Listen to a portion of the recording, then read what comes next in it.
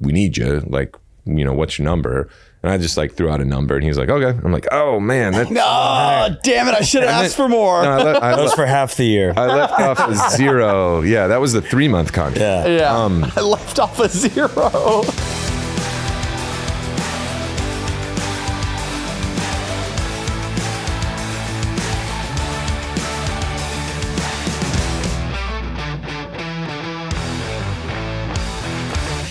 Welcome to Coach Me Up. I'm here joined by Zach Zillner. Welcome. And American royalty, the living legend, Trey Hardee. Trey, welcome to the show, man. Thank you for having me on Coach 'em Up. Yes, Coach 'em, not Coach me. Yeah, we're not. Coach 'em. We're coaching them up. We're coaching them up, dude. You're not going to coach me up. No. Not going to tell me nothing. No, not a damn thing. Trey. Happy to be here. Yeah, look, we know who you are. Maybe not everyone does. Can you give us the elevator pitch? No one knows, and it's totally fine. It's like in the obscurity of Olympic sports, I think had I hit puberty a few years sooner, I probably would have done other things and hope maybe been decent at them. But yeah, I grew up in Birmingham, Alabama. I played every sport under the sun. I was like kind of that hyperactive kid that like my mom just put into all the sports, and we'd fast forward over a bunch of neat and fun stuff that happened. But I ended up finding the decathlon in track and field. I got to do all the events. I got to do all the sports. I got to do all the stuff. It was so fun. I loved competing to the point of like, this is a problem. Like you're too competitive and not fun to be around kind of, but that was the perfect spot for me to be in.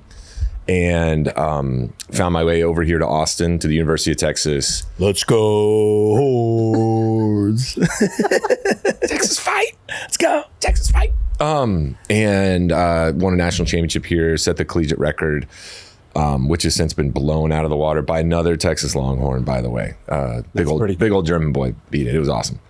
And so just found my way through all that, backed into, I had a couple injuries, but finally got I say scholarship, got a contract to continue to run after college, and just stayed on course. Just my coach kept getting promoted, didn't leave, didn't go anywhere. So I got to stay in Austin, stay at the university, stay with all those facilities. Like it was like dazed and confused. I was like, man, I keep getting older. They just stay the same age, man.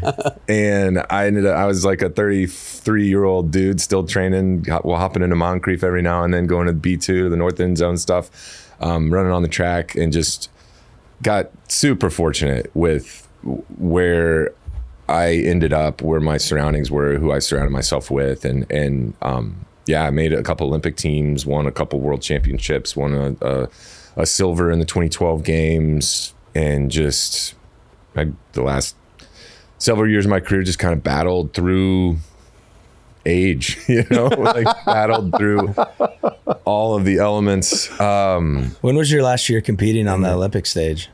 My last Olympic team was in 12. How old were you then? In 16, 28.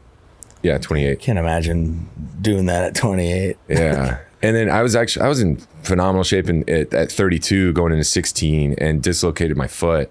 And like, that was, to me, that was like, I don't want to say like, that was a winnable year, but it was like, I felt really, really confident. Like I knew it was going to be my last one. And there's like a different energy you bring into those seasons, and even like session to session. Sure. And an urgency, I would imagine. It's urgent, but you're also like, it's almost like you're smarter. Like you're just doing everything right. Like it just, I don't know if it's because 4 years is a long time. That's like a long time to be like on and like perfect. Yeah. But there is a different kind of focus that comes in those other years, where that was going to be my last Olympics. I wasn't going to go to 2020. This was it. Like my contract was going to be up. But yeah, that was supposed to be the like riding off into the sunset, and then messed up my foot. Tried to come back too soon, blew up my hamstring at the Olympic trials, which any sane person would have seen coming. Would have been like, this is not going to work. Like, dude, you're not ready. You're not ready. How'd you dislocate your foot? I caught a spike on the pole vault pit. Oh God! Kind of like, Sick. it's like pole vault 101, never land on your feet. And I'm doing a drill in which you kind of just run straight through the pit. And it had never happened to me before. And I caught a spike in the pit. Shoe stayed there. Body completely kind of went over. And then I'm like looking down at my leg and like the bottom of my spike plate's staring at me. And I'm like, fuck. And I could hear another coach. There's another Getting sick. I remember if you overlapped at all with Ty Savan, he's president of Kaiser Performance now, but he was the throws and the pole vault coach at the time, and I could just hear him go, "Oh." Yeah. And at that point, I'm like, "This isn't good." Yeah. And so I grab it, and it just like. At least it came Suction back into into place. It went back into place, and all the x-rays were negative because, I mean, I've had ankle problems. Like, you blow your ankle out one time and you don't rehab it the right way back, Recurring thing. you're susceptible for the rest of your life. And so it was one of those things that I think had I had normal ligaments, it would have ripped them off the bone. But it was one of those things that it still allowed me to continue to train for a whole other season. So anyway, I retired in 17. But to answer your question, my last Olympic Games was in 2012. And then I ended up getting to go to Rio and like being involved in that process just by, I don't know, fate, luck, chance, serendipity with NBC Sports. So I ended up going to Rio and commentating very bittersweetly, teeth grinding, all of the field events for the Rio Olympics for NBC. So that was it was cool. It's kind of set me up to do what I get to do now, but it still was a tough, like... You'd rather be competing than behind the mic. Dude, I'd rather be competing right now. Yeah. Like, it's still one of those things. You talked about that competitive nature where, and you alluded to it being how intense it was. Mm-hmm. And I'd imagine that level of competitive drive, it obviously served you well. I'm sure in other areas, maybe, it. Yeah, some more than others. Like personal relationships aside. Yeah. But I can tell you that I've seen that drive carry over to what I've been able to see from you in your coaching career, which has been really cool to watch. Can you talk about the transition from elite athlete to coach? Yeah, I've actually, when we started to set this up, I started to think about, for the very first time, myself as a coach. Like, oh yeah, I am a coach. Like, I do coach. This is what I'm doing. Like, it for me, I'm still not like up until this morning, but like really had thought of myself as like, I'm this former athlete sharing what knowledge I did receive from the people that coached me and the people that coached them and the people that coached them. Right. Where like all the way you can trace it back to a very, very few number of men at the very, very top, like Dan Paff and Tom Tellez and kind of the like Bouchek Snyder, like these at this point now godfathers of like real wisdom, of real simple wisdom. Like the more we, they're genius on the other side of complexity. Yes. I think about that a lot, where I think we try to make things too complex a lot of times. And Absolutely. like, oh, if you really want a robust hamstring, you got to do this weird multi-angled thing with 7 things and off balance. Like, no, here's what you got to do. Yeah. Like it's simple. So anyway, I didn't realize, even as I was, a post-collegiate, I was a graduate assistant for a year at Texas. I was a volunteer assistant coach at Texas for, I think, 5 years until we expanded my, I wanted a training partner. So we needed to expand that through NCAA rules. So I lost my, assistantship, and we got another guy in to come help. And I was coaching college kids for 10 years after I graduated. And was this in track and field, or was this across multiple sports? No, just in track and field. Everything from the 100-meter dash to pole vault to shot put, javelin. And it wasn't like I'm the guy, hey, Trey, will you program this? Or hey, will you do this? Sure. I was a second set of eyes that could speak, coach speak, that could deliver a message maybe the same message that Yes. the coach had been trying to say for 6 months, but it just took someone else to come in and like Trojan horse that thing. Is like, hey, what if you just tried to get your left foot out of the bucket? You know, like what if you just tried this? And they're like, oh yeah. And then the coach Trying to tell them this for 4 years. and then the coach is just like ripping their hair out. And Who were you? Who was head coach during this time? for a good portion of my career, it was Bubba Thornton, and he was old school dude. He played in the NFL. Okay. Like he was on the Buffalo Bills. He played for TCU. He was Mr. Football in Texas. Okay. He was on the Bills with OJ. That's the era he grew up in, and found himself back at TCU. He was an excellent sprints and relays coach, a great recruiter, but just a Texan through and through. He was like the perfect fit for the University of Texas. Mm-hmm. He got me to Texas. I ran for 2 years for Mississippi State before I transferred in, and he was like a wise old guy, like sitting on the front porch Texan with with a thing of hay hanging out of his mouth. Just like that, Bubba Thornton. Yeah, hell yeah. The name matches just watching the imagery storms, I'm getting. watching the storms come in, like it's going to be a problem, you know.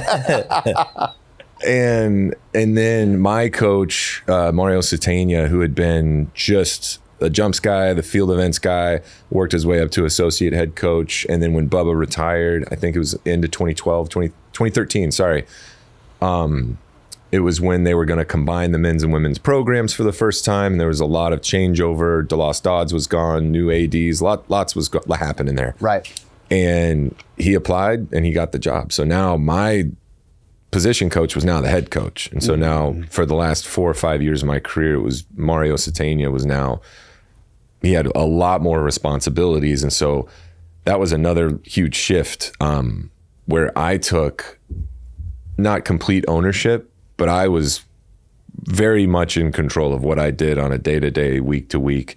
How am I going to solve this athletic problem? How am I going to get better at X, Y, Z? Mm-hmm. How do I work this in? All my, scheduling, the meets I was going to, all that kind of stuff. And that was kind of it, like there were clinics, there were, conventions, there were places to go to like garner new information. And I was always receptive to it as well. Like we just said, like sometimes the coach, you're not saying the wrong thing. It just isn't landing with the athlete. And so sometimes there'd be another coach like, hey, Mario said y'all were working on, trying to keep your hand up. Here's the way I think about it. Maybe try that. And you're like, oh yeah, okay. Boom. And it's instantly, it lands. It probably helps you're like closer to their age at that time.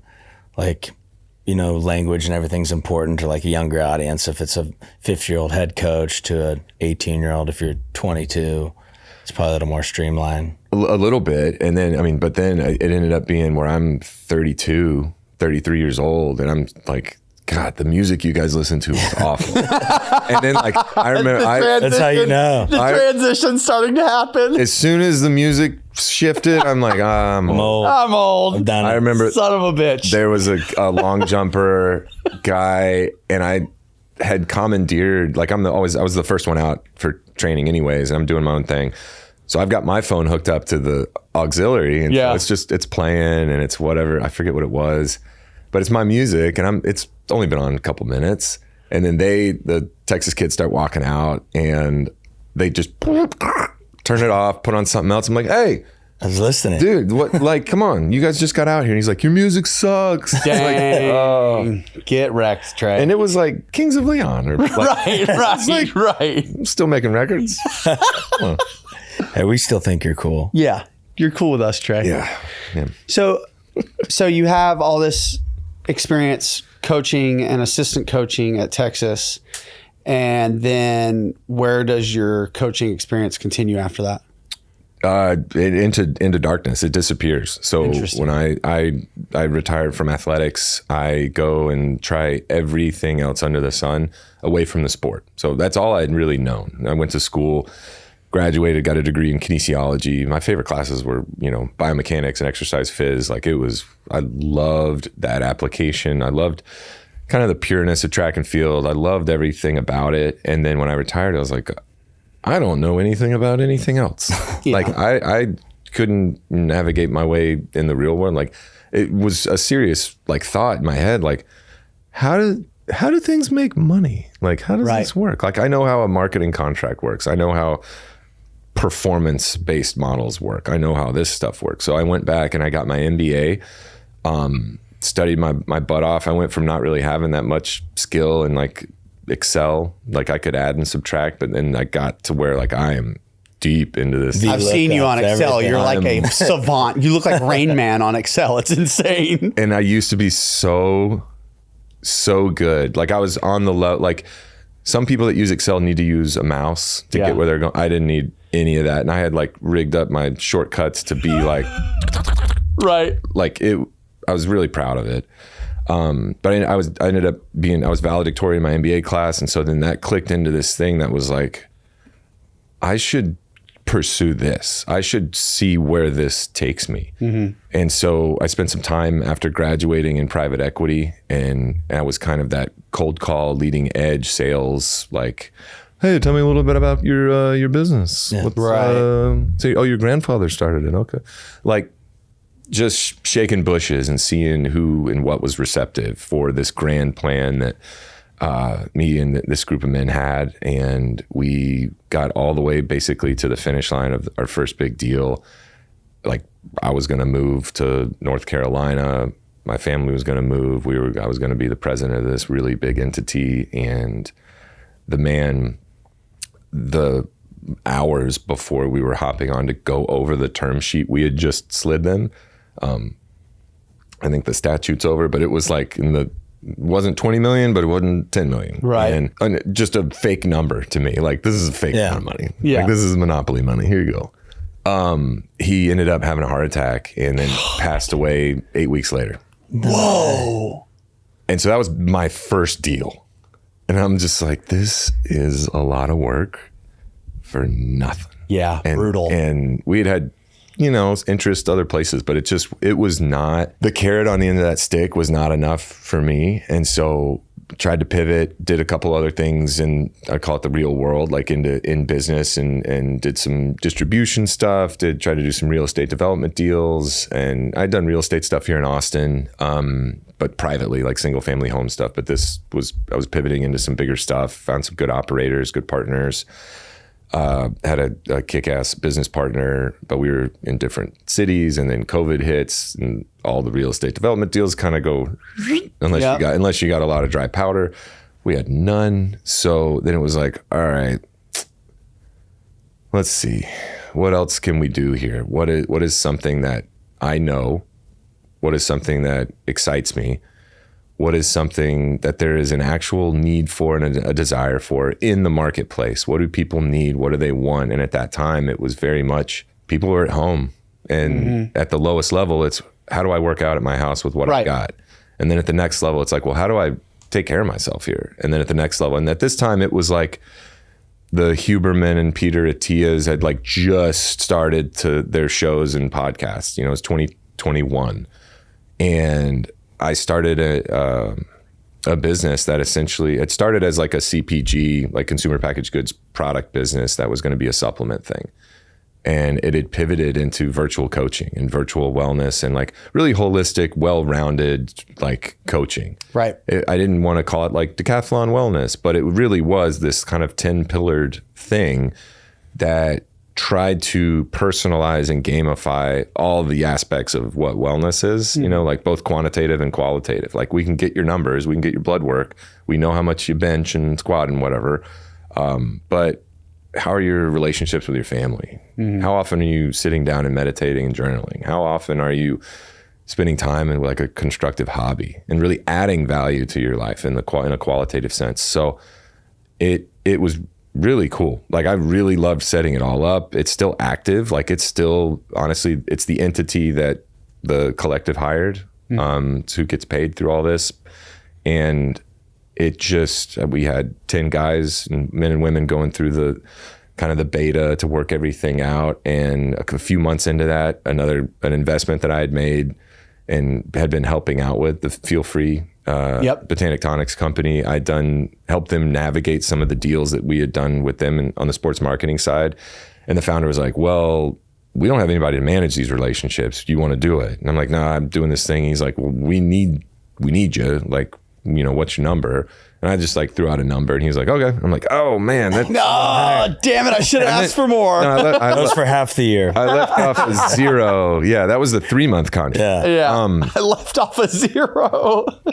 Is that what went through? I didn't mean to hit send. My bad. And but I ended up jumping at that opportunity. Yeah. And just saying, hey, this isn't going to be around for long. So you're kind of back connected to coaching. You're dipping your toe back in the water. And it really, like, there's that part of you that's like, oh man, this feels good. Yeah. Like this, I remember this. Mm-hmm. Not only do I remember it, but man, I've got this, like, the region of darkness is small here, right? Yeah. So in business, I was still learning about how it worked, like gaining experience. Sure. And now on the coaching side of things, I've seen it. Like the region of darkness is really, really small. Yeah, you're the expert in this field. There's not much. I'd stop short of saying expert, but like you're pretty close. I'm aside from coaching large, successful teams, I've got it. Like I know how to talk to somebody and be like, what are your goals? Let's see how we get there. You know? I hope I don't talk like that. Like, no, you don't. hey, tell me about yourself. Right? Yeah. Hey, how's your journaling going? Everybody's got that fake person, that like player B voice. Yeah. I think that's my. Yeah, it's the management voice. Yeah. Yeah. So it was still this little small voice in my head that was saying like, hey, when you're done, this might be where you want to go. Yeah. And a bunch of just personal and we call it off-track stuff, a bunch of off-field stuff going on in my life. Kind of that pandemic kicks it off, and then there's just this tumultuous thing, and my family's growing, and we're moving. And there's just a lot going on, and I end up leaving that job and taking some time off. Mm-hmm. And about 3 months of being off, I just happened to be in an elevator going up to the president's suite at a Texas football game, the West Virginia game, with Devin Lowe, one of the founders at the collective. And we're just shooting the bull. Like I've known Kenny Vaccaro for a long time. Like I said, I've been in and out of Moncrief in the North End Zone. I've been on campus. I was that old guy I thought no one was paying attention, but Kenny was like, dude, you were ridiculous. And I'm like, what? And get introduced. I end up talking to Devin for over 2.5 quarters of football about nothing but the business of the gym and coaching. And he mentions like, hey, we just brought in Mo Wells. And I'm like, why do I know that name? He's like, he ran at LSU. Oh, he's a track guy. Mm-hmm. Oh, he's doing pre-draft and combine stuff and has a bunch of, NFL guys in the offseason. He's like, you should talk to Mo. I think there's a place for you here. Maybe you could help. You could just talk to him. Mm-hmm. I think that's a good starting point. And a couple weeks later, I'm sitting down with Mo, just right across the desk, and I think Jeremy Hills is in the room at that point. And at 2 minutes in, Jeremy's like, "Okay, y'all got this. I'm out of here." Yeah, like we spoke the same language. 2 track guys spoke the same language, and I think there was I think every year it gets smaller, but there's like this unmet need in the space with on-field sports that is catching up to where track has been for decades. Yeah. And I think that's kind of the trickle down. There's like abstracts and case studies that filter in to track and field because it's easy to do that with a singular person. Like you get faster or not. We test every damn day. Yeah. We don't have to bring out the timing gates once in a blue moon. Like we know. Yep. We know to the 100th what's up. And it's easy to apply that to the small population, right? So then from track and field, maybe it sprinkles into some off-season stuff on tennis, or maybe it transitions to basketball next, where, oh, that's an unbelievable like modality to use and dose to get athletes maybe confident or measured enough to increase some ground reaction forces or something. Like it just trickles into field sports and team sports a little bit later. Yeah. And that's where Mo and I really met, was on this, at least philosophically, was like the intersection of what you can do in track and what you can get away with in field sports. So you, to that point, so, you Sorry, that was a really long answer. But you meet Mo, And then we meet, right? And so we start working on. I met your daughter first. Yes, that's right. She was wearing a Moana dress, and I was like, "Hey, is that Moana?" And she's like, "What?" Yeah. Yeah. So we meet, and then we partner. Me, you, Mo, JB, we're doing this NFL draft prep and NFL offseason training. We've got the team, and we're rolling. It was awesome. And it's been awesome. It's been a ride. Yeah. But something I'm interested to hear you talk about is, and you kind of alluded to it, where your track experience and, like you said, solving the athlete problem. How you've been able to take that experience, coaching experience, being a former athlete, and how have you been able to bring those lessons into training NFL players? There may be a couple of answers, and I don't have the answer. There isn't this like, oh, here's what people think about what I'm doing. But from a not quite like a been there, done that thing, but like, hey, I've been doing this a long time, and I've done it at the highest levels, and the things that I've learned about long-term success are applicable to any sport. Like we say it all the time, the best ability is availability. And you ask guys, hey, would you rather play for 2 years and win a Super Bowl, or play for 12 seasons and get 3 contracts? Right. And 3 contracts. Right. Like, thank you very much, 3 contracts. And so the things that I bring over are really, the first thing that jumped into my head, I don't really think about it often. I don't really think like, oh, what am I bringing to the table? I just you see a problem, and you see, what do we want this to look like at the end? Who do you want to be athletically, mentally at the end of a season, during a season, at the end of your career? What are the attributes that make you successful for yourself in your own mind? Not like, how do you win a Super Bowl, but like, what do you do at the individual level that makes you at the individual level, which off season is individual. Yeah. Right. Everything else, you're in a team setting, you're with a group, you're in meeting rooms with your position groups, but you're not, the individual's kind of sucked out of that somewhat. But in the off season, you're only an individual. You have to you're big boy, take care of yourself. What are the things that have to be implemented and programmed and coach them up on a daily and weekly basis in order for a great version of yourself to show up to OTAs, and then again a great version of yourself to show up at the beginning of August for whichever team you're playing for. And in track and field, that's really what it is. The name of the game is showing up when it matters. It doesn't matter what you're doing in January, March, April, May. None of that matters. It matters what happens at the Olympic trials and at the Olympics and World Championships, right? So reverse programming, what do we want this to look like? Like, getting guys ready for the combine I was born to do that. Yeah. Like, let's talk about that, because we had a guy go in the top 10. It's the decathlon of football. Yes. It really is. It's this truncated version, but you got 8 to 10 weeks to get these guys ready for this one day. Peaking. This track. One thing where millions of people are going to watch, and they're either going to say, whoa, that dude's fast. Where did he train? Or, dude, what happened? Where did he train? Right? Yeah.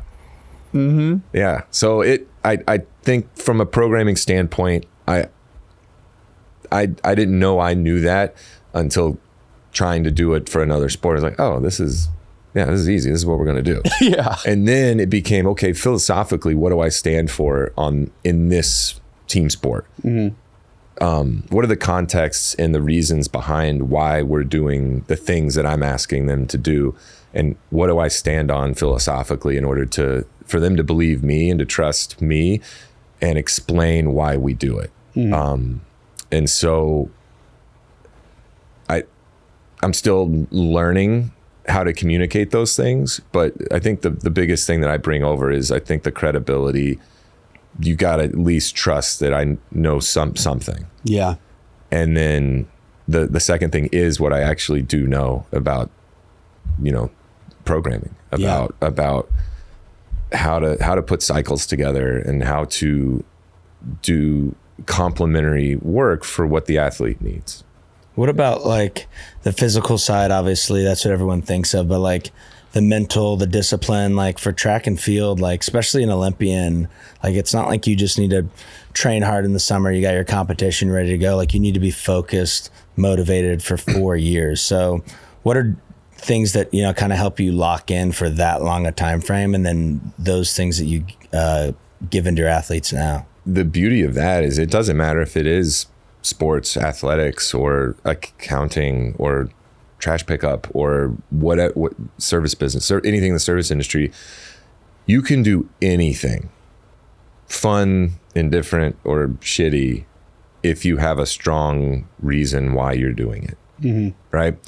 I think that they were looking at a study, and I forget who it was, if it was Lane Kiffin or it was Deion Sanders maybe. Okay. And he just said, I'm not recruiting anyone that isn't from a divorced family or something like that. Oh yeah, by position, I remember. I'm not recruiting a kid that has their mom and their dad. Mm-hmm. And everyone went, he was talking about D linemen. And he was like, what?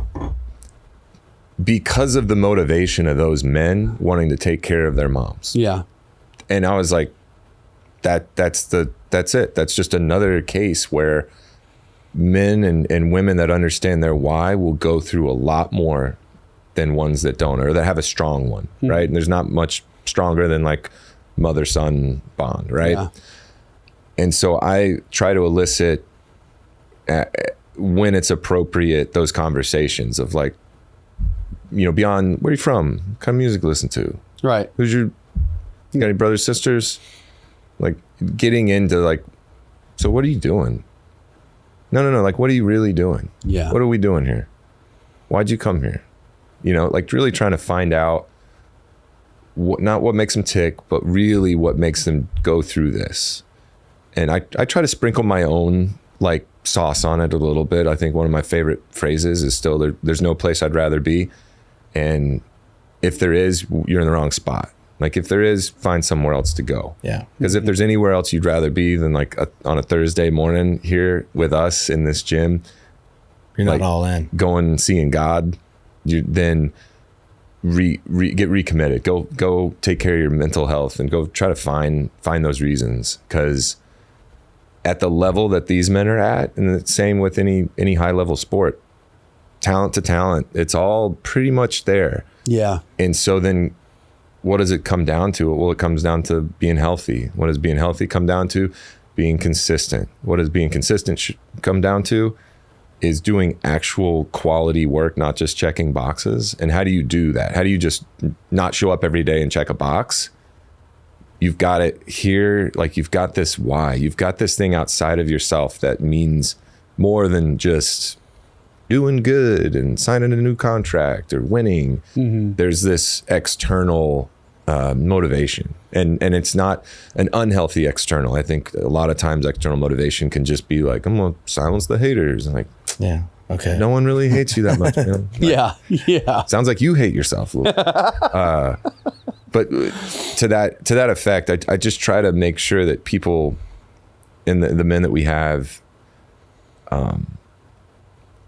you can't make somebody be grateful, but you can help them kind of maybe put a little spark in there that's like, yeah, it is cool. Mm-hmm. Like this is really special. I get to do what I'm doing here, and it's not going to always be here. I better make the most of this. Right. Like I thought I was giving my best. I wasn't. I want to make the most of this. Can I tell some Trey Hardee stories? Yeah. Okay. So when we brought up the draft, it got me thinking. I remember I watched you. So we're doing this draft prep, and we've got some really talented athletes. And we had a kid set the record for the 10-yard split in the 40. And we also had someone go top 10 in Bijan Robinson. Yeah. So we've got some studs. Yeah. And we're doing vert testing. I've got them all on the Vertec. And Trey likes to do this thing where he'll see us doing throws for distance or jumps for distance. And it is a thing. I've noticed this, Trey. You can't hide it from me because I like to do this too. He walks up to the Vertec and he says, "Oh, we're jumping today?" See if I remember how to do that. No warm up, no nothing. He immediately jumps 5 inches higher than anyone else we had in that draft class. He was at or above 40 inches on the vert. First jump, cold. I've watched him do that with med ball tosses for distance. Absolutely. We've got a young man who will remain nameless. I'll protect his honor, but he's 240 pounds. He's played 6 years of college football doing med ball tosses for distance, and Trey threw it probably 10-pound med ball, almost 7-8 yards farther than his best toss. This was a week ago. 40. Yeah, no, Trey's 200 pounds. We were doing power cleans the other day, and Trey's 40 years old. Just for some context here, he just turned 40. A young 40. He standing tall. He basically muscle power cleaned 275 pounds from the floor, which was our working weight the other day with this young man. So Trey, he's still got it. But the reason I bring that up is in that draft prep process, I watched you uniquely be able to transmit helpful information to our athletes in a way that it was very clear that you understood what their need was. And you were able to relay that information in a way that was easily digestible and understandable. And I think that's, first of all, that's coaching. That's an incredible quality and trait to have, to be a good communicator. Yep. But I've seen in my experience where athletes or people who are former athletes who are really great aren't necessarily the best communicators or the best coaches later on in life. And you were, you won a silver medal, so you were a pretty damn good athlete. So can you talk about maybe, some of the pros and cons to being a former athlete, being a good former athlete, and how that impacts your ability to coach? First of all, I got paid for 15 years to be good at jumping high and throwing med balls. Right. So that was when I get to step in, it's I'm just scratching my own itch. Yeah. I remember this. No, I love to see it, by the way. Nothing makes me happier than you getting a chance to show off a little bit. But then it also shows then you're not doing this right. You're not, yes. Totally. Hey, dude, look at me. And I think I use the same analogy. Oh my gosh. I probably use it 10 times a month where I'm staring at these men and I'm like, you are so much stronger than the fastest man that's ever lived, Usain Bolt. What's the difference? What's the difference, really? You think he's more explosive than you? Dude, he's 6'6", 220. Is he more explosive than you? Really? It's not. It's a skill. What we're doing right now is a skill, and it kind of shifts a lot of their chain. It's not just all right, I'm going to try harder. Output. I'm just going to grit my teeth and go. Right. But one thing that I've discovered is in those kinds of settings, because I spent so much time training by myself, not I didn't sit there and positive self-talk, but I had to figure stuff out. And I think because I was such a perfectionist, I learned kind of empathetic ways to deliver messaging through metaphor that I didn't realize I was good at until a couple of years ago. I didn't realize that's not how everyone thinks. Everyone doesn't think of 10 different ways to say the same thing. Right. Because in the sport of track and field, there's a biomechanical model. Here's how it needs to look. There isn't a special technique. It's no, this is it. This is what you're trying to do. This is how we got it. It's got to look this way to the half a degree. And you got to figure out 30 different ways to say it until it sticks. And it helps you as a coach, and it's helped me as a coach be a little more plastic and a little more well, hey, as long as we're vectored in the right direction, we can get there. Let's just see which part of what we're trying to say, if we're accelerating, if maybe projection's the wrong word, maybe covering ground's the right word, maybe full extension's the right word, maybe just, hey, push all the way through the toes the right word. It's all still going to accomplish the same movement. And I try now, I'm really aware of the metaphors I try to use, but I really am, I think that's, if I have a superpower in coaching, it really is metaphor.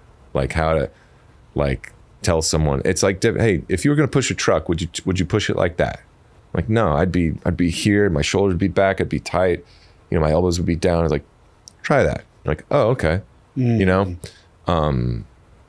That's a terrible example, but there's like, I think that's where that being by myself for so long.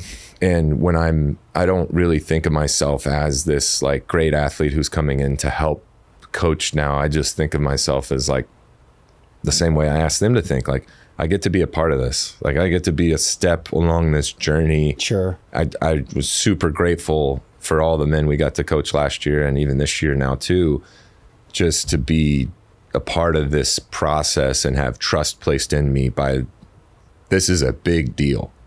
This isn't like I'm just on the sidelines at a like university they happen to go to, or like just on the outside as an assistant ancillary to what some big team. Like, these are grown men making grown decisions, putting faith in us. And so that really, I really don't know the answer, to tell you the truth though. I don't think I'm doing the perfect job, but I try to communicate exactly what it is that we're doing. And I started off with everybody that we work with now that we're kind of running the show. You need to talk to me and tell me what you think about what we're doing. Not just like what you're used to doing, not just you feeling good today, but like, tell me what you really think about how we're doing this. Yeah. So that we can build this together, because that was the relationship I had with my coach. Like, hey, it's feeling weird. Like, I feel this ain't really doing what you think it's doing, you know? Mm-hmm. And so we've got like this year, like Travion, and something's clicked just this week where he's a coach now. Yeah. He's taking what he and I have talked about for a month and a half, and now he's coaching guys up. Yeah. So now it's like, oh, this is cool. Like we talked about the other, like, yeah, he is a teacher. He is a coach. He's going to be a great coach one day if he wants to be. But like, now we've got this kind of culture of like, hey, here's the program. Here's why we're doing the program. And so I'm like not even really doing much anymore. Did you find yourself in college, like you're obviously the top dog, like coaching those younger athletes, or coaching, the guy that's second behind you or third behind you? Is like coaching one of those things you just naturally came to, or was it something your coach was like, hey, you're really good, I need you to help these younger athletes? I think I think yes, and there's good and bad aspects to that. There's the part of you that like wants them to improve. Try doing this, try to like, and then you can do that way too much, and it doesn't take much to have that be way too much. Like, dude, would you just shut up? Like, Yeah, I get it. It's like, dude, put my hand here. I'm trying. You're right. Right. Like you can overstep and do that a little too much. But for me, it always came from a place that was, man, not wanting them to make the same mistakes I made or anything like that, but really, you have such an opportunity in front of you, and I want you to do the best you can possibly do.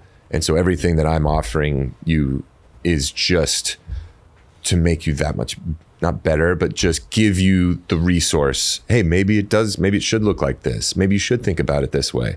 Hey, maybe you should sleep another hour every night. Like those kinds of things, just to not, another tenet is not looking back on your younger self and being disappointed, like making that future version of yourself proud of the decisions that you made, and proud of the way that you went about your life, proud of the way that you showed up every day, and there's been periods of my life where I am regretful, and it's horrible. I'd rather go at it and be proactive and make mistakes than look back in like shame or disappointment.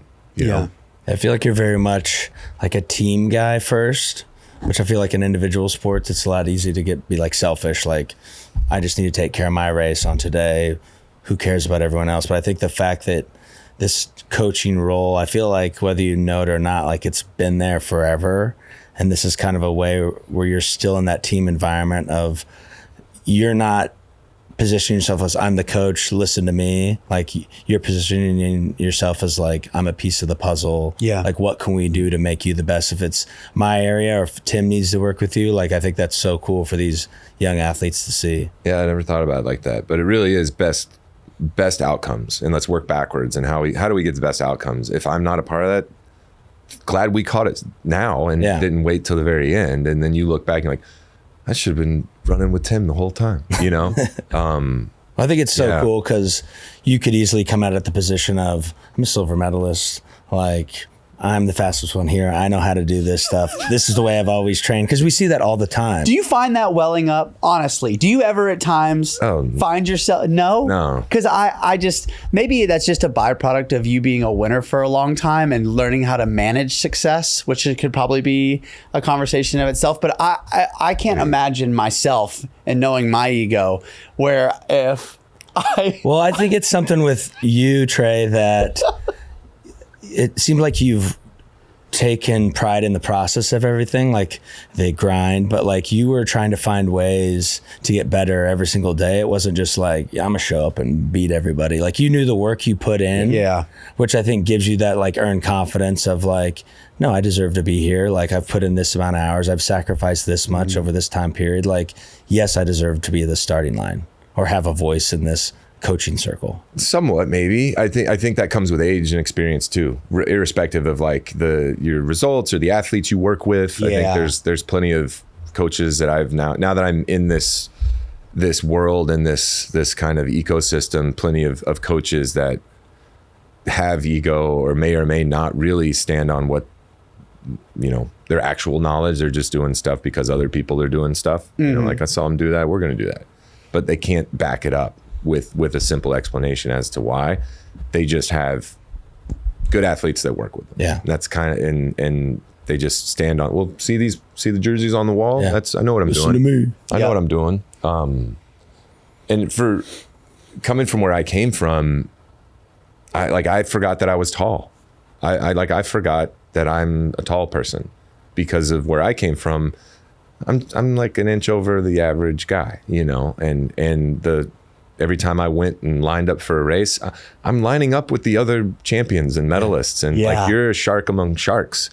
So and in the decathlon specifically, there's no room for ego. Like there really isn't. Like you'll get grinded to a pulp. Like you're put in your place really, really quickly. And it's a long 2 days out there if you're not somebody they want to laugh with and hang out with, right? Because that's what you're doing. You're suffering together. Yeah. And I don't like equating anything to military or war, but you really are in this struggle that is just to even get to the starting line and be able to do a decathlon, there's respect. You've earned the respect of everybody else out there.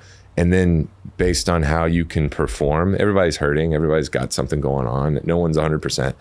You just making those deposits in the bank all the way up into the 1500, and you know everybody's running their brains out in that. And that if you look at the end of a decathlon 1500, you just see that is open up an encyclopedia and look at respect. Look for respect, and it's a picture of grown men just hugging and kissing on each other and laying on the ground together, and just like that. That's the world I came from. And so I've seen all of it. I've seen men work hard. I've seen grown men cry at that starting line of 100. I've seen like people who can't even step in the ring and throw because they're so nervous, and like the yips and the pole vault. Like I've had it. Like I did an event. Your life was in your hands. I know what confidence looks like and feels like. I know all that stuff. And now I think at the level that we get to coach at, those are the men that step into the arena now. Those are the men that are coming in late February, like to get better for next season. Those are the kind of guys. It's almost a self-selected thing. We're like, all right, we're back amongst the sharks here. Here we go. You know, so doesn't have to be any ego. There doesn't have to be, hey, listen to me. Like, listen, you know? So I think I've had it pretty easy when it comes to that. I haven't been challenged. We always joke the most dangerous coach is a 25-year-old that thinks they know everything. What would you give, like, I feel like you've done a lot of introspection. Nailed introspection. Yeah. Between now and your younger self, like what would you tell your 25-year-old self? Don't wear spikes that day in 2016. Listen, trust me. It's not worth it. Not worth it. On the coaching side, I really do think it is like going and doing internships and seeing as much different styles of coaching you can.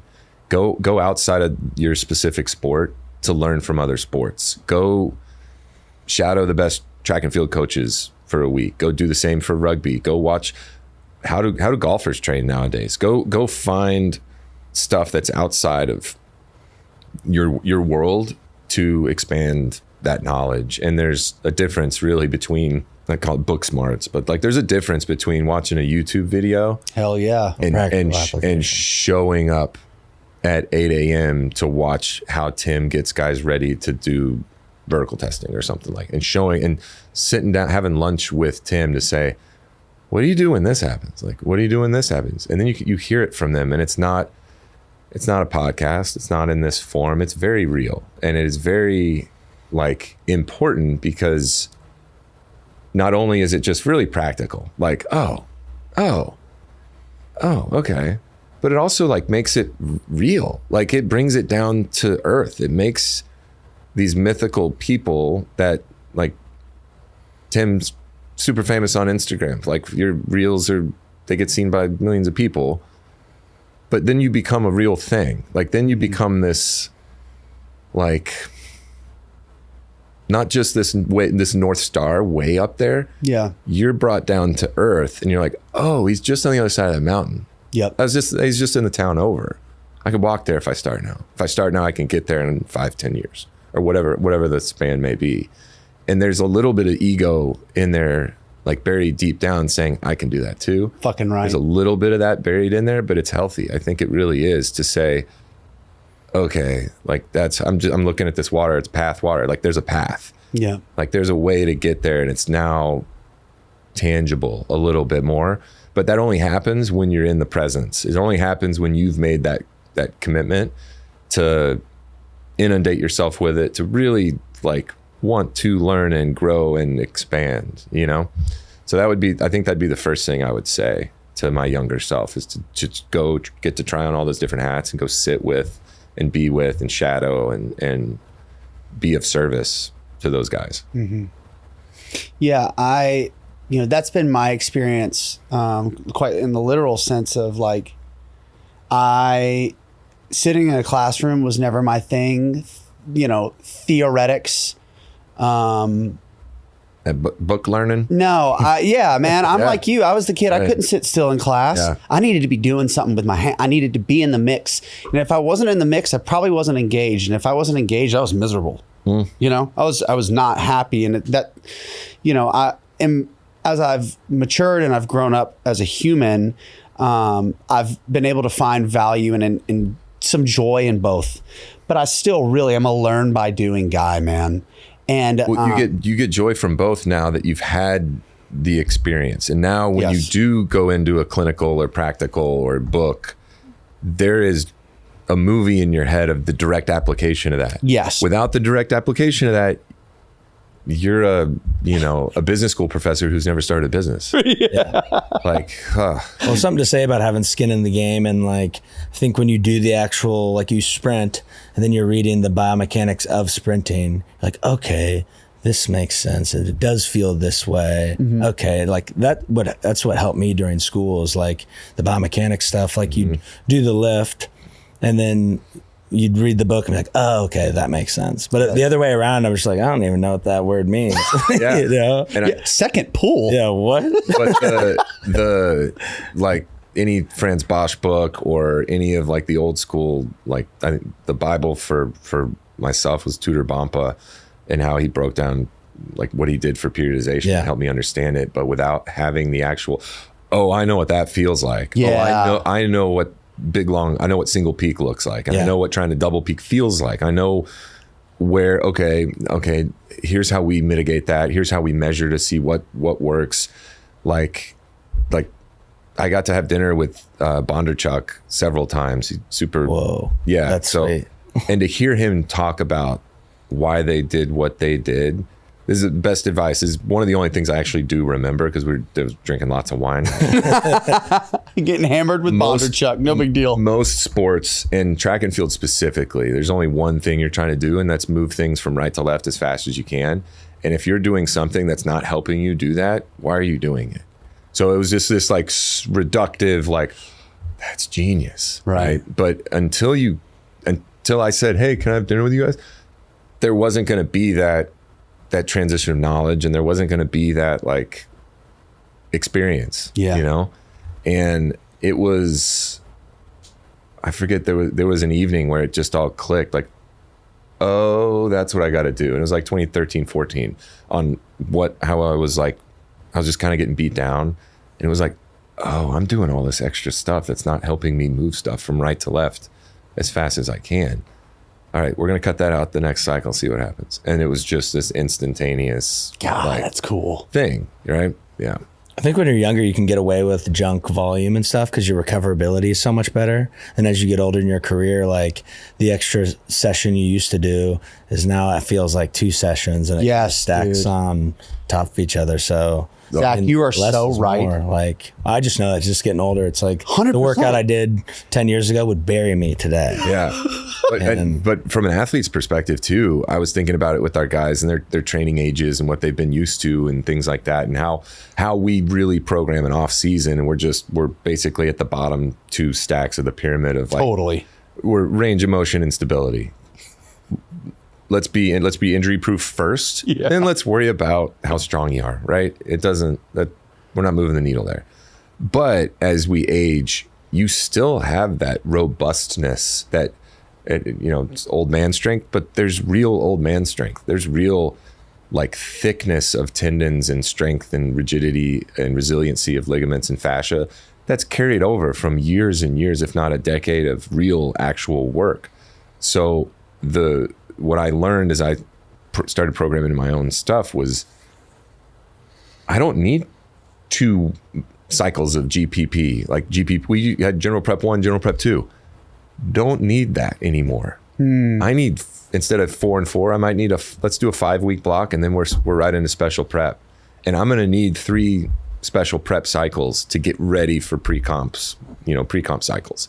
And that was the thing, like it was, old man strength, but it was just this shift of like, you don't need that anymore. You've got the old man strength, you've got this thing, but it doesn't happen without a check-in.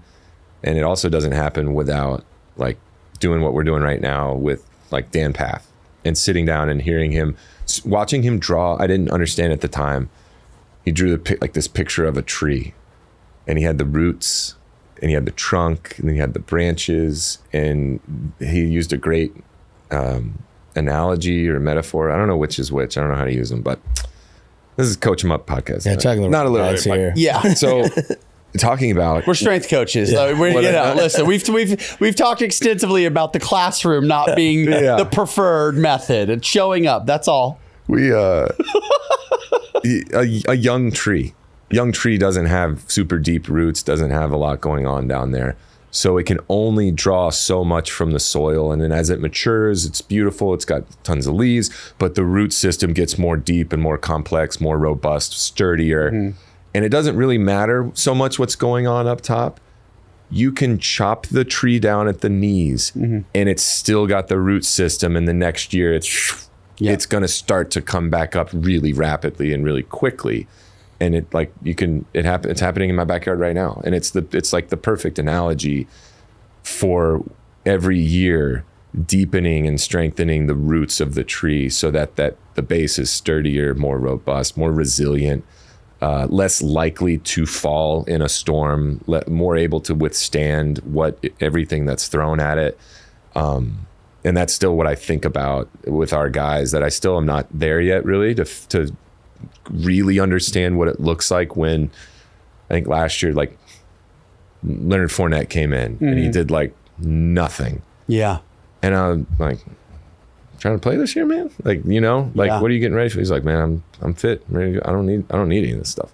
Yeah. Because he didn't. Yeah. He really didn't. And then someone like our early round guys and rookies that needed a lot of work. Yeah. Like couldn't balance on one foot to save their lives, like really, and still need that work. And then we've got guys kind of in the middle, maybe almost getting out of their first contract, that are somewhere in the transition where, okay, is this important? Yes. Do they need all the same volume now? Maybe not. But that just goes back again. I'll probably share that metaphor with Trey now, just to see what he thinks, like thinking about the tree. You rattled off some pretty impressive names there very casually in terms of like people who are viewed as godfathers in strength and conditioning and track and field, people that you've learned from. Mm-hmm. Can you kind of run through the list of people who've had influence on your programming and your perspective on training and how it's impacted you? And then also too, you did mention that you started programming for yourself, which I just want to say right now how fucking crazy that is and impressive that is. Not like 100%. Okay. Like, they were still sitting across from my coach and we're going, okay, I see. What worked last year? Got it. And then you kind of know as an athlete, like, what do we shape? I respond better to front squats instead of back squats, or this movement feels better than that movement. Like, that's cool insight. And it takes someone who's invested in their process to know, like, hey, when I do this movement, I'm sore for 2 days. We got to sprint tomorrow. Probably shouldn't do that. Yeah. So yeah, the influences and things you. Yeah, I mean, my primary influence is my coach. It was Mario Satania, and the things that informed him were the men of the 80s and 90s. The Telez's out of Houston, Carl Lewis's coach, basically.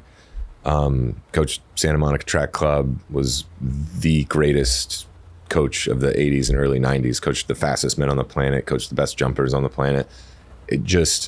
He was really fantastic at, again, getting too simple on the other side of complex. And every track and field, coach, I think it's called Track and Field Coaches Magazine or something like that. I forget what the magazine is, but it's like a jumps one would come out and I would read whatever anybody had to say, whatever anybody was writing about, whether I knew what it was or disagreed or didn't know anything like that, I would try to read it. And typically it was written by Boo Scheck-Snyder. And I don't think anybody's better than he is in terms of delivering here's why we do this. I actually saw something like a month ago about, it was why we were playing Danny Ball the other day. Mm-hmm. Because if you're a jumper, or if you are in a sport where you have to change direction, it isn't changing direction. You are receiving an impact and redirecting the impact. And there's nothing better. He's like, there's nothing better in a training setting than redirecting impact than throwing a med ball, throwing and catching med balls, right? And I was like, all right, we're playing Danny Ball Friday. We needed a mental recovery day. To be clear, Danny Ball, for those of you who don't know, you're playing volleyball. We have a sand pit here with a net at Collective. It's called a volleyball court, Tim. Yes. It's called a volleyball court. And anyway, we play volleyball with a med ball. And Trey and I always love to hop in there with the NFL guys. It's a lot of fun. How'd your team do last time? Trey won. Ooh. So Trey's team won, which, by the way, every time they won both games. Okay, the second game was much closer. Cheating. He throws the ball further. No. So listen, Trey and I do now. It's my chance to brag.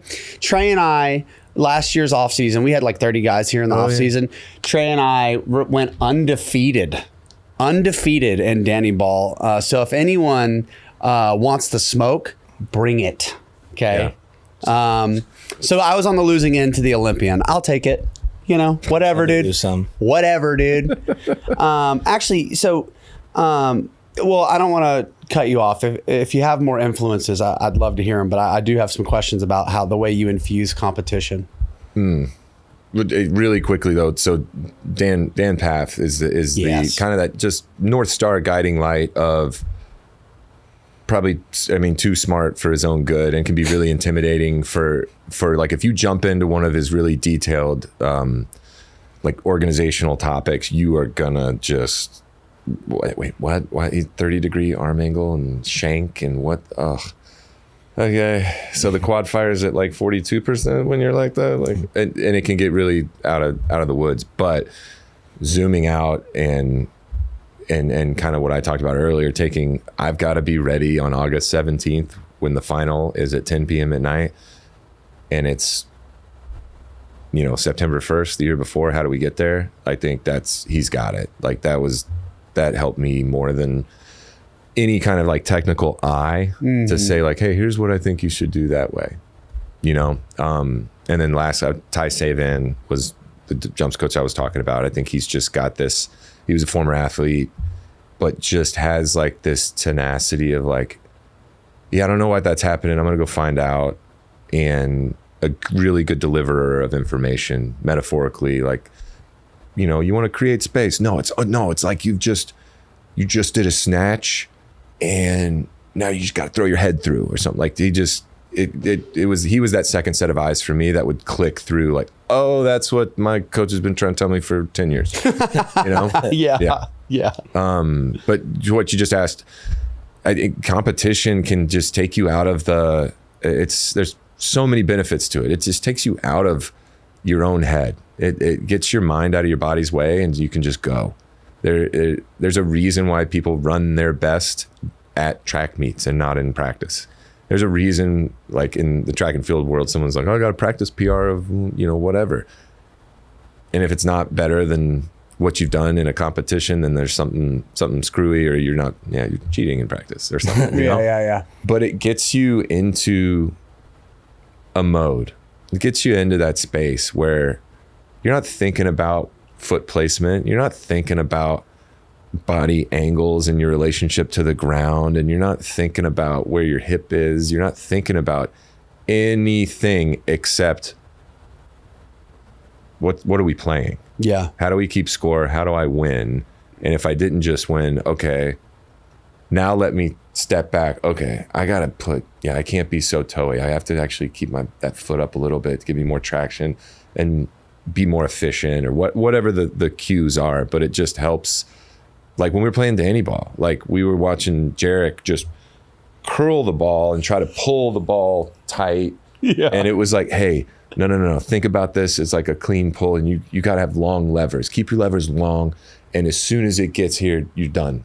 Don't pull down on it. Don't do anything. And he started to get a little bit better, but it was just those like kind of teachable moments where now we can get a little technical, but okay, now let's go.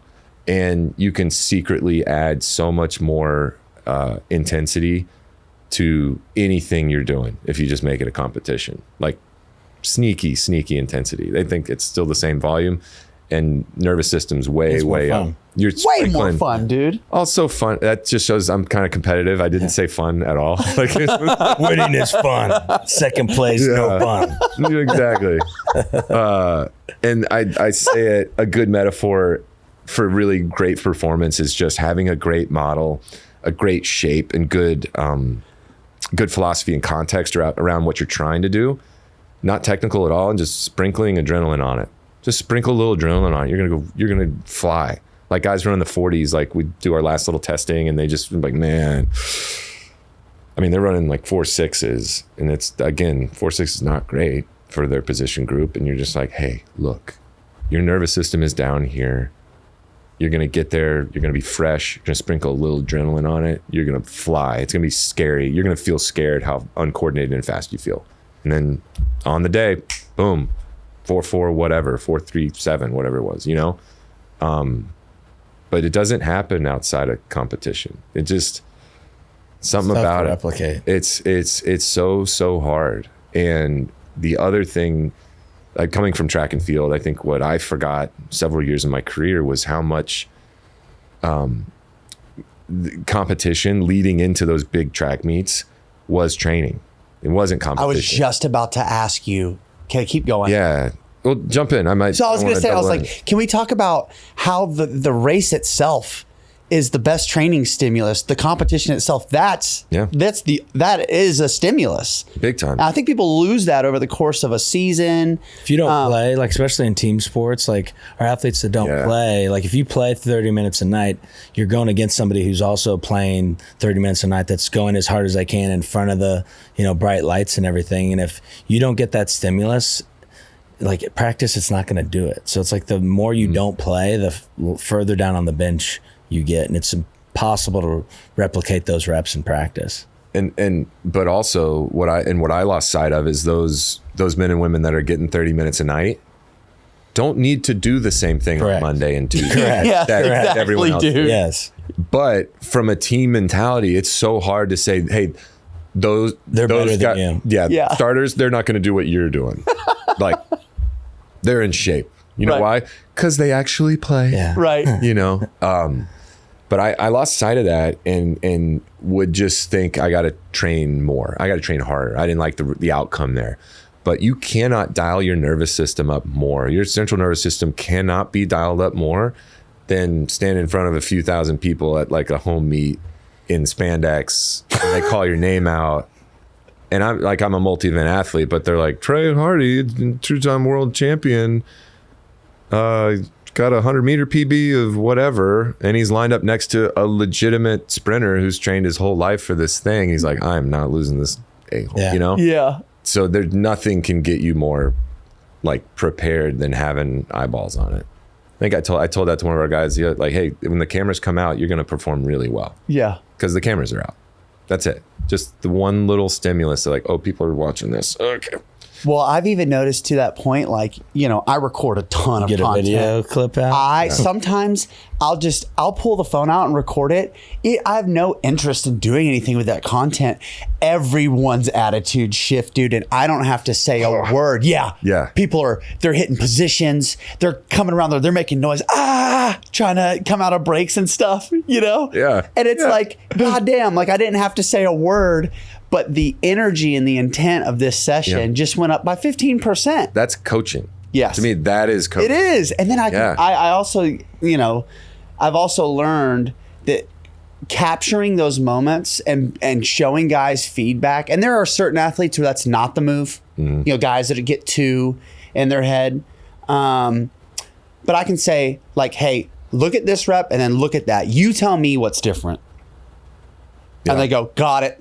Dude, if camera phones were as good as they are now back in the day, like practices for me would have taken ages because I would have looked at show me that again, slow-mo, show me that again.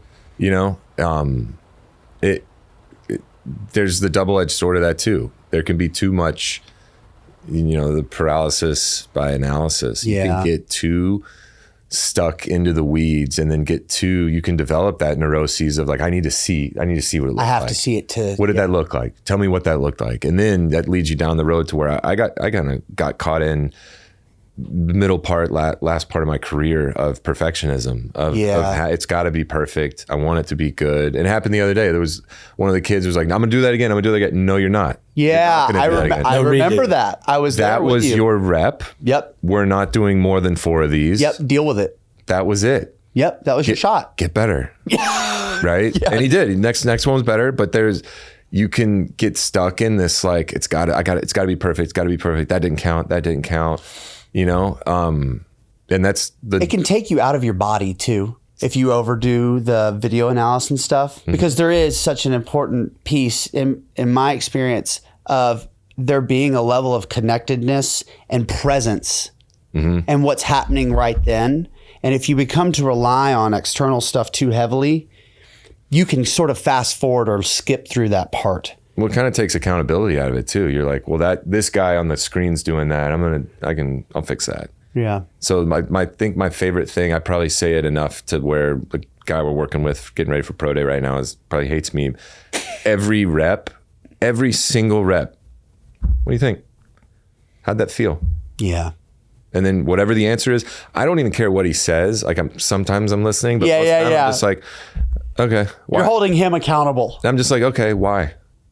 Like, hey, that felt like I was like stuck to the ground. All right, why? Yeah. And then I'm really not paying attention. And he's like, what was I doing? Like he's down at a 3-point and he has no idea. Just doing a rep to do a rep. He's just doing a rep. Yeah. And so now, I mean, the last 2 weeks, there's no wasted reps. And now I've been so happy. Sometimes he'll do something or do some reactive move and stuff. And he's like, I know what I did there. Like I got it. And then I'm just like, I don't have to coach. Like this is it. Like I was like, hey, that's the hardest part. Like think about the first 3 weeks and all the reps you did, and think about the quality of reps you're able to do now. It's not because of me. It's because you actually now know what it should look like. Now you're your own coach. Now when you're warming up, you know what you're trying to replicate for, any tissue prep or movement prep we're doing for the day. Now you know those feelings. Now you know how it feels to hit the ground and have a reactive propulsion, and you're not like stomping grapes, right? And it's a tough needle to thread, and I think some guys don't like it. Some guys really don't they don't have to be as technical, right? They Yeah. don't have to be, and it isn't, I don't think it is productive sometimes. So I've seen, I've stood next to you when we first started working together. I don't know if you remember this, but I would stand next to you and I would say, I want to see what you're seeing all the time. And guys would do a rep and you would whisper to me, what you see. And I found it really cool to see how often you didn't say something to an athlete. Mm-hmm. I've, personal experience, like getting to know the athlete is so important, and getting to understand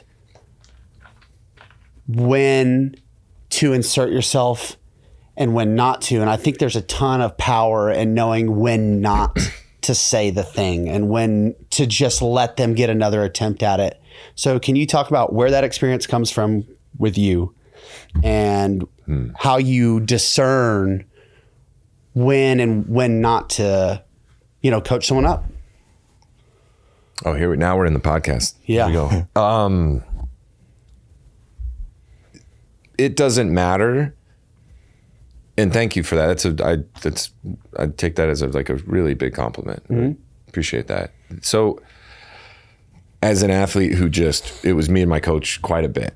And it gets to the point where there's no positive feedback because you've already know you're doing it right. So there's just only correctiveness. There's only like negative stuff, and not like negative, like, come on, get it right. But just like, hey, your foot was here, we need to be here. Yeah. Hey, when you landed, the shot was back here, we needed to be even further back. Like just stuff that's like, hey, that was good, but you can be better. Can't do anything right. So you can get to that point. And with what we're doing with these men and where they are in the season, their careers, their training age and all that stuff, there's a lot to correct. Like very seldomly do you see a young man run a 40 and go, okay, that was pretty good.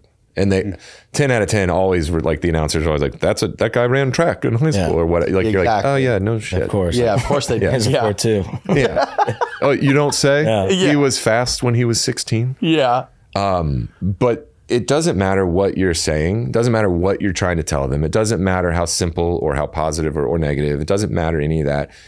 To me, it's always, how is this going to be received? What's the body language of that athlete, especially after that, like a rep? Like for the 40s, I feel like we were at Del Valle. No, we weren't Del Valle. I forget where we were. But we were watching him run, I feel like, that day or whatever, when that was. But it's about how their body language is and where they're at, if they're going to receive a message or not. Because you're just going to either be pulling them way down, or they're up here and think it's great, and you're going to pull them off that top. I want them to stay at the top the whole time. So my fallback always is just let them talk to you, and then put the onus on them to be critical of themselves. Make sure that they're holding themselves accountable, so that when I'm critiquing or assessing a movement, we're on the same page. We're on the same team of assessment and trying to improve the athlete's performance. And so that's why I really do fall back on like, how'd that feel? Okay, good. And then if the best in the world is when they say, felt pretty good. It felt good. I'm like, okay, good. And then we'll walk another 2 steps and they'll go, well, what did you see? And then when they're asking me what I think, that's the invitation. Come on in. And it's never more than 1 or 2 things. Because if you're throwing 3 or 4 things at somebody, honestly, you can't see, as a coach, you can't see 3 or 4 things. Yeah. You can probably see the first thing, and then the chain of events leads to the other thing. Yeah. But you're invited in. Come on in.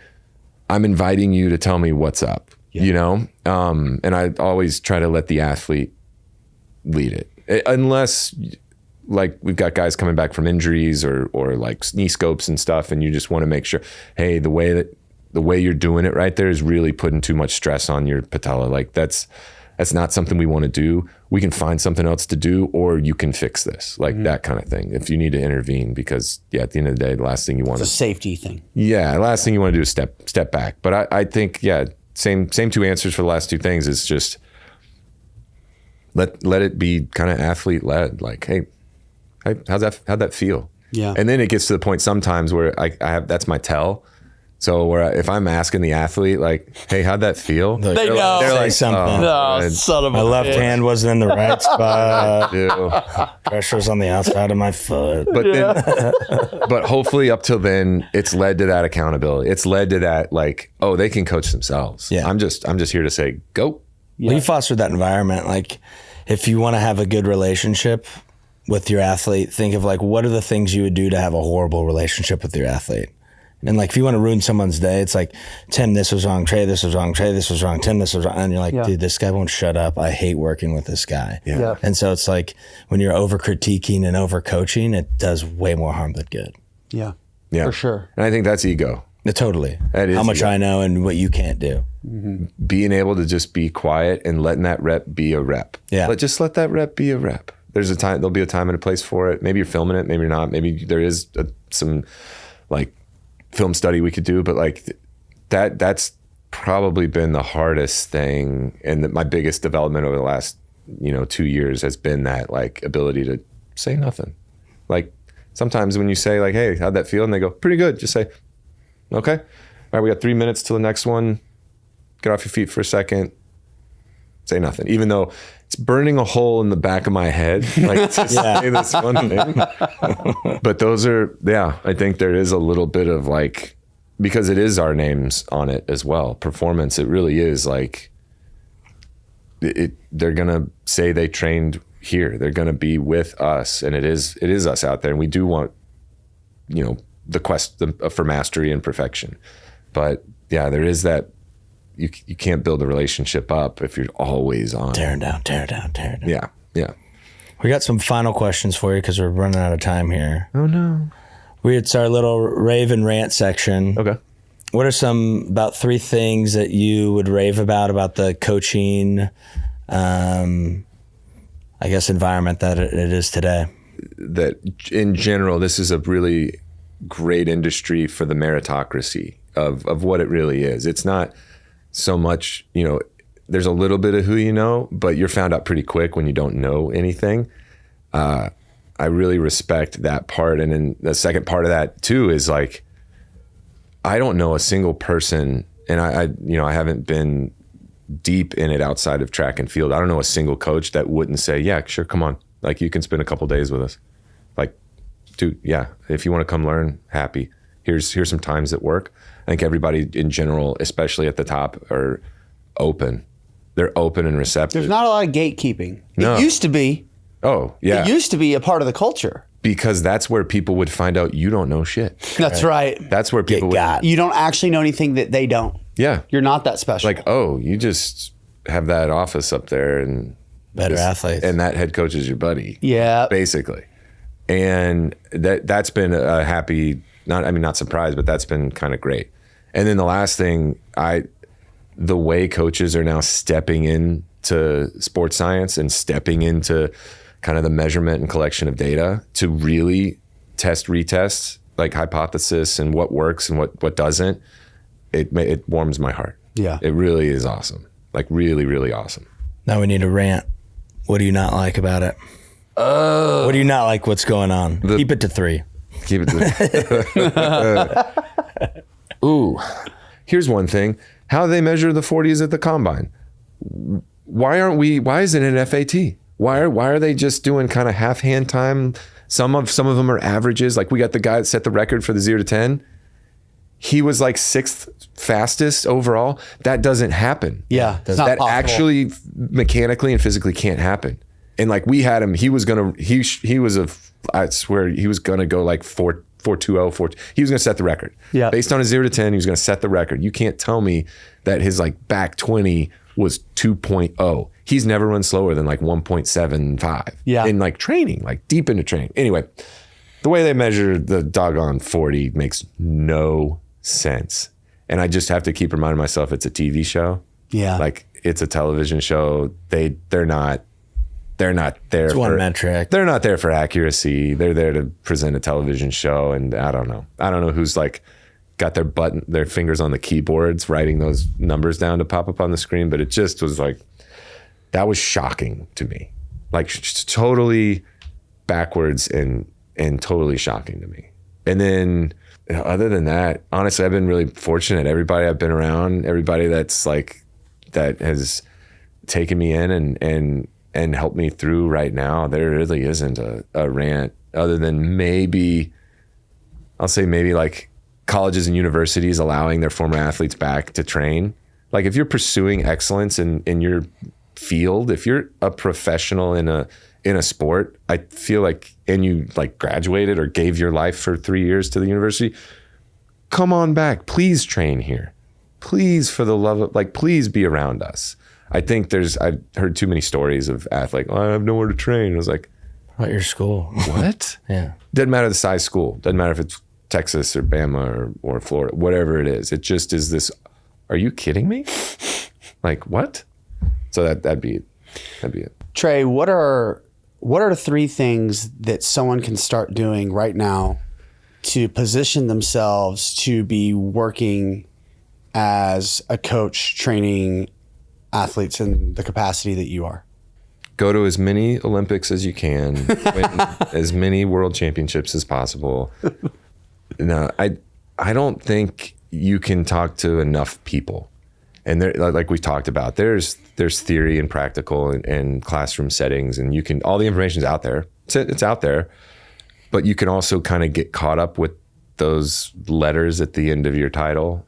Like you can get caught up with the certifications, totally get wound up in that thing and really not know any of its application in the real world. Like what it's like to really talk to a grown man who doesn't have a contract yet, or he's in negotiation and his wife's pregnant with their second kid and they need a home. They need to like get out and find somewhere to spend a couple of days to get your real experience, like very real experience. And the hard part with that too are some of those entry level jobs are not paying rent. Like they're not really paying the bills. And so that's a good rant.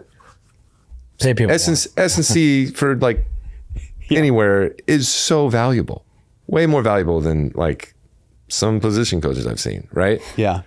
But those hard pills you have to swallow early on. Make sure that it's not just a place of prestige. It's not just a logo, and it's not just a fun town.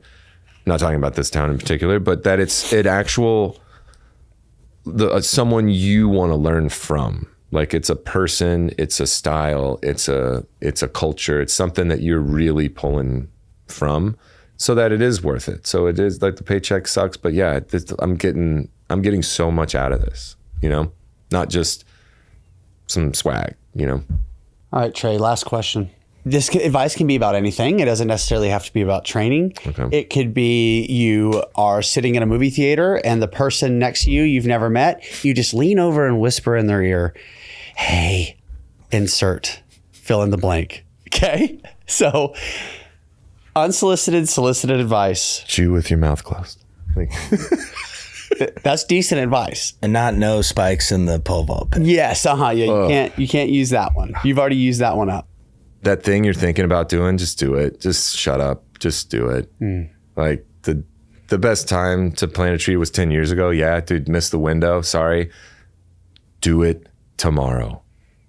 Sorry, not do it tomorrow. That's another procrastinate. Do it today. Nice. Yeah, do it today. I'm thinking we're at the movie theater. It's like a late night show. Yeah, sure. Plan it tonight. When you wake up, do it. Yeah, like to just do it now. Do it now. And even if Leave the movie. you don't know what you're doing, great. Even great. You're gonna learn so much tomorrow or today. You know, you're gonna like just go do it. Go do it and do that thing that, like, again, the person 10 years from now is gonna be super proud of. That's the like the get up and go kind of mentality. Just go make it happen. That's really good advice. And way easy to say. Like, so easy to say. As I'm saying it, I've got like 3 things. I was like, I should do those things. Yeah. Why haven't I done them? But it really is just as simple as that. And it's an inflection point. Those moments where you're like, man, I did that. I did it. Like, I'm doing it, you know? Whether like for myself, it was this committing to running track. I just wanted to go to college, you know, and then just that thing was like, yeah, I'm going to train for the pole vault. Like it was just it was a thing. I'm going to do this.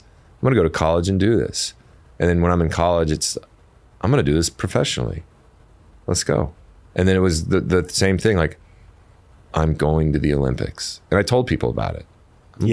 I'm going, and I didn't wait for that opportunity to come around. I started the next day. Like I started doing stuff with that in mind, and that North Star and that profession and that like not announcement, but like, yeah, you claimed it. Yeah, and I held myself accountable. I had friends hold me accountable. Like, dude, what are you doing out with us? Like, you practice in the morning? Like, you know? Yeah. Like there's power in just saying it, professing it, and starting that march, like the long march, you know?